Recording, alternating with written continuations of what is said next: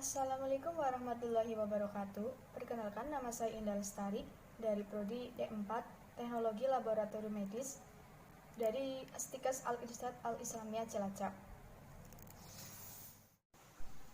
Saya akan menjelaskan salah satu penyakit ginjal, yaitu pyelonefritis. Pengertian pyelonefritis yaitu suatu kondisi penyakit infeksi pada saluran kemih bagian atas, khususnya pada bagian parenkim dan pelvis ginjal. Pyelonefritis ada dua, yaitu pyelonefritis akut dan kronis. Pyelonefritis akut biasanya terjadi dalam waktu yang singkat, sedangkan pyelonefritis kronik ditandai dengan peradangan dan fibrosis ginjal yang disebabkan oleh infeksi yang berulang.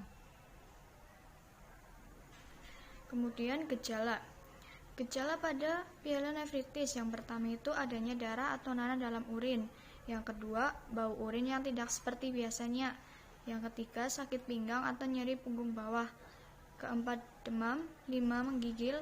6, lemas. 7, tidak nafsu makan. 8, mual dan muntah. Dan 9, diare.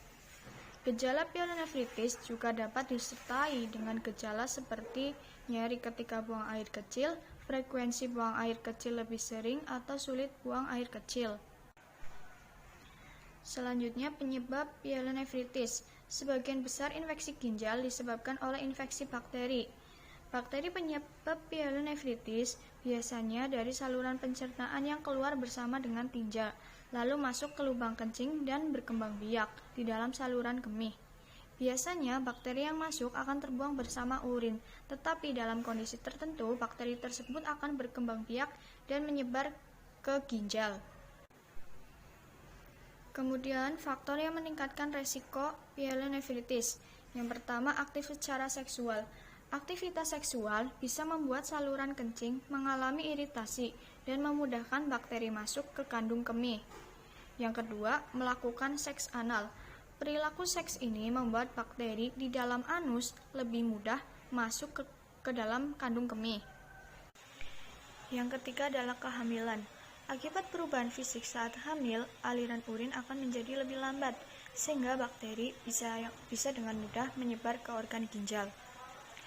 Yang keempat, kelainan bentuk saluran kemih. Kelima, sumbatan saluran kemih, misalnya akibat pembengkakan prostat. Yang keenam, sering mengalami sembelit, khususnya pada anak-anak. Ketujuh, memiliki sistem kekebalan tubuh yang lemah. Kedelapan, menderita prostatitis, yaitu infeksi pada kelenjar prostat yang bisa menyebar hingga ke ginjal. Selanjutnya, diagnosa. Diagnosa pyelonefritis tergantung pada umur, usia, dan respon terapi pasien. Yang pertama itu urin analisis, yaitu melakukan pengujian sampel urin. Adanya sel darah putih dan bakteri dalam urin menunjukkan adanya infeksi. Yang kedua, pemindaian saluran kemih dengan CT scan dan USG bertujuan untuk mendeteksi masalah kesehatan pada organ ginjal. Yang ketiga, kultur urin dapat digunakan sebagai pertimbangan penyesuaian antibiotik atau terapi pada pasien. Dan masih ada beberapa diagnosa yang bisa dilakukan. Kemudian pengobatan. Yang pertama itu pengobatan infeksi ginjal yang paling utama adalah pemberian antibiotik. Antibiotik yang umumnya diberikan adalah ciprofloxacin atau levofloxacin. Pada ibu hamil, antibiotik yang diberikan adalah cefalexin. Yang kedua, rawat inap.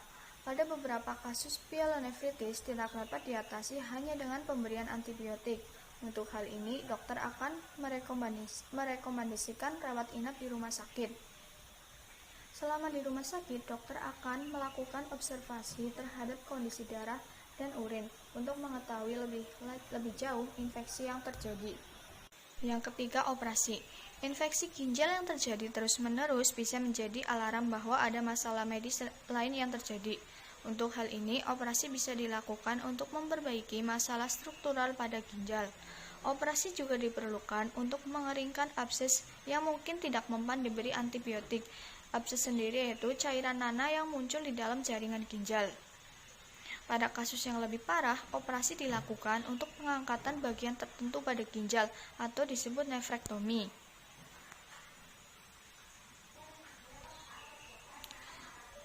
Gaya hidup merupakan salah satu upaya pencegahan pielonefritis.